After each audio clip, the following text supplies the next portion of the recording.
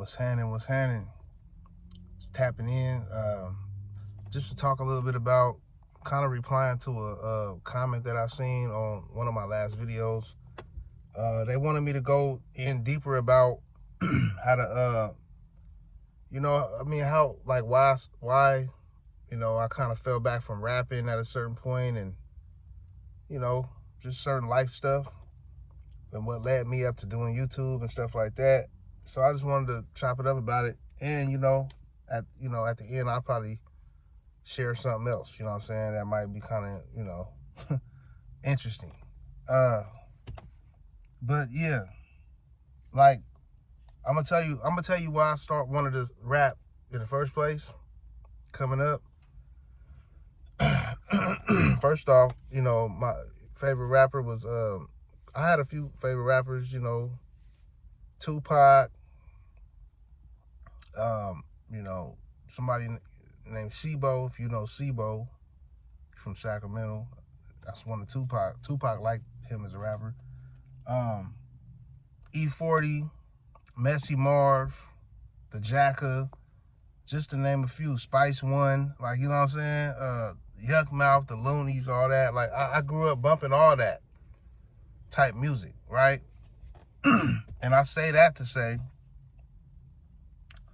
these rappers was straight up hustler rappers, right? This is when you could sell tapes and CDs in the streets, and they say out the trunk, like out your car. You could have a trunk full of CDs and tapes or whatever, and people will buy them, right? Physical stuff. This wasn't, it's back before the digital era, And I grew up since like 15 selling drugs out here, man.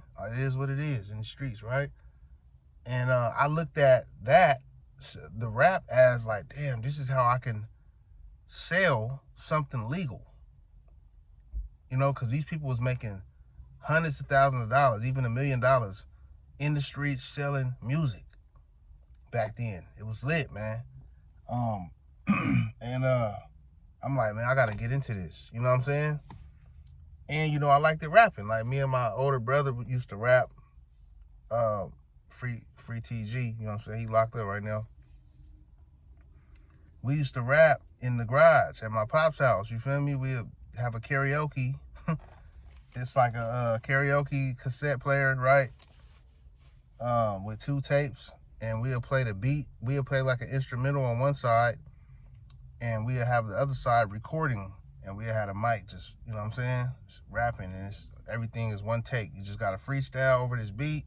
It's all getting recorded on this side, you know what I'm saying? This is how we started, you know what I'm saying? It sounded pretty cool for back then, right? And we used to just freestyle the whole song, right? One take, no mess ups.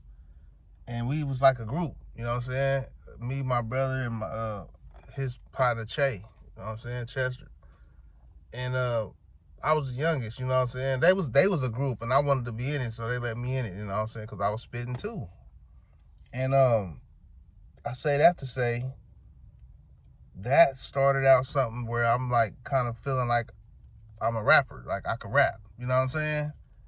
And I remember one time, because my dad, he knows Spice One. You feel me? He a rap, if you know Spice One. He from West Coast, out here in the Bay Area. And he brought him to the house one time, and my dad, he was like, my son's rap. So they was like, let me hear something. So we played him something. And Spice One was like, you ain't ready yet. You know what I'm saying? You got to go through some more stuff to talk about some more stuff. Because I was just spitting, you know what I'm saying? Young dude, like 13 or something. And I'm like, that put me on game, kind of like, okay, yeah, I got to talk about real life stuff. Because I used to just rap. So, fast forward, my neighborhood, you know what I'm saying? We had our clique rapping and stuff like that, and coming up, we getting popular around the city, being rappers. This is back when, like, not everybody was trying to rap. You know what I mean? Like, it was like, if you dope at rapping, it's kind of like respected, and they pay attention to you. Like, okay, he's dope. These are few dope people I know that's good, that rap, they'll listen to you, you know what I'm saying, in the city. I'm from a small city, you know what I'm saying? I'm from Stockton. But that kind of had me taking it serious, you know what I'm saying? And we kind of was like trying to put out stuff, you know. And during these times, we was going through a lot, though, you know what I'm saying? I was losing close friends, bros, like my cousins and a couple of people that I lost that was close to me was my cousins, my friends, you know. And it was just kind of like chaotic, though, you know, balancing trying to rap in the streets, selling drugs and packing guns and doing shit over here, and right, it was just kind of chaotic to be a real rapper for me. I don't know, like, you know what I'm saying, I wasn't taking it serious like that. Actually, my one of my closest friends, to me, he was gonna be the one that's like gonna really blow at this shit, you know what I'm saying? So I was kind of like, you know, like kind of like you know, I would have been like the dude next to him type shit, you know what I'm saying? Like 50 Cent, you got Tony Ayo next to him, like that type of shit, right? Man, but down the line, like 2015, man, my bro ended up getting shot and he didn't survive, you know what I'm saying? And it's crazy though, like,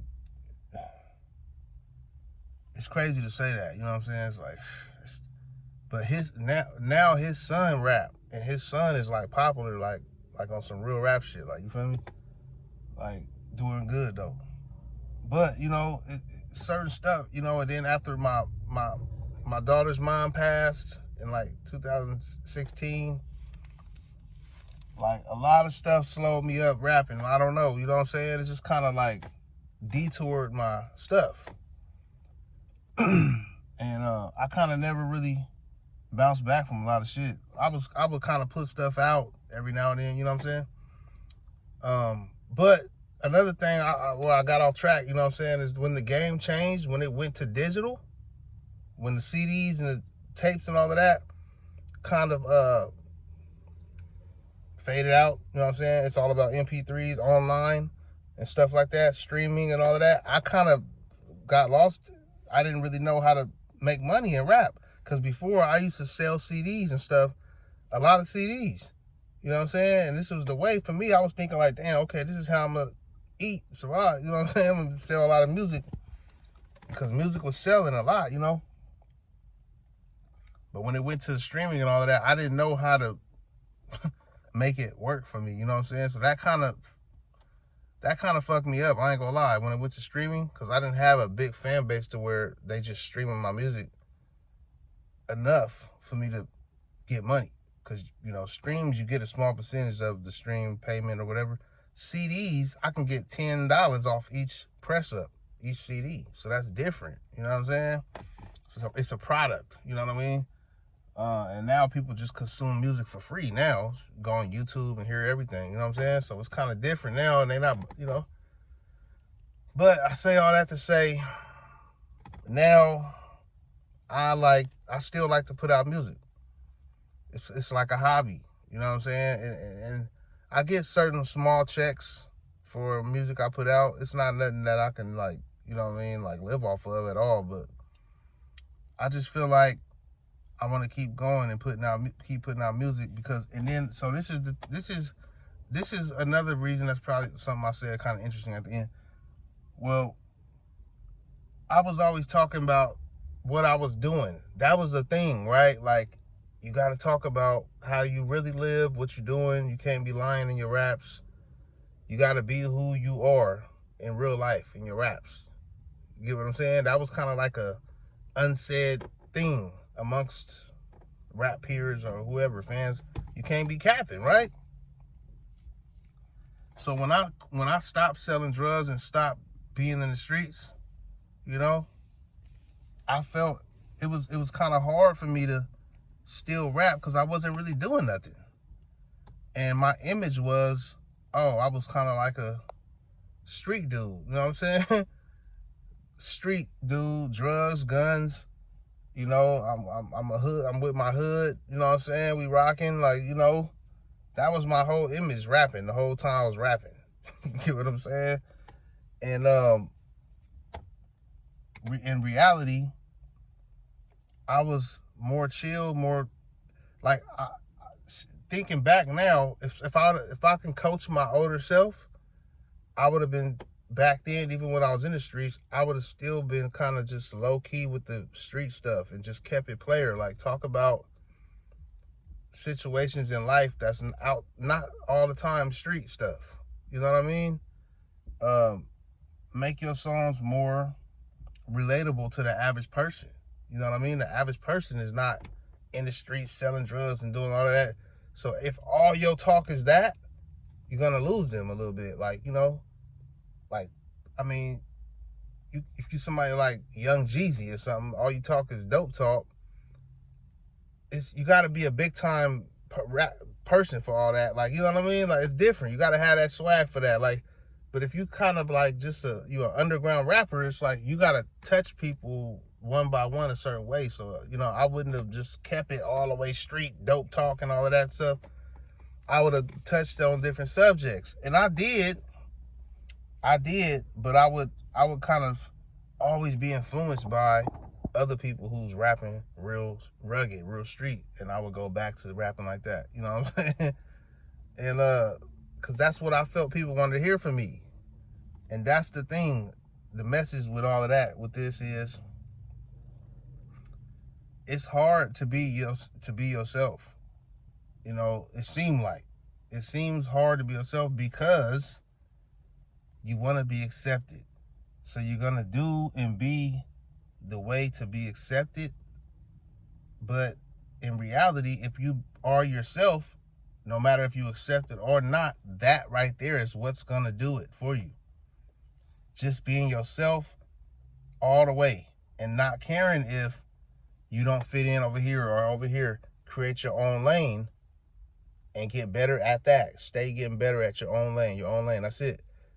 That, especially as a rapper or whatever, that right there will take you far versus trying to be what's kind of the thing to be that you hear around. You're trying to fit in with this sound that's already popping or whatever. You're talking about this thing that everybody else talk about that's accepted.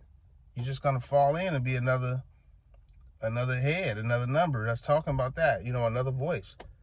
And you're not going to stand out because we all are individuals, right? And we all have our own light that could shine if we tap into that and stay true to it. So that's what I learned, and that's what I'm doing now as an artist when I put out music. And I'm going to keep it 100. I was about to put out some stuff, reverting back to the street stuff. And it's like, man, why are you talking about that? You're not in the streets. I had to delete it. I was about to put it out. I had to delete it. Like, you know what? I'm doing the same thing over and over. I can't shake talking about the streets, selling drugs and all of that. I can't shake it. But now it's different. I'm more so not caring what people think of me, my image, right? When they hear my music, people who know me, they expect certain stuff. I'm breaking that.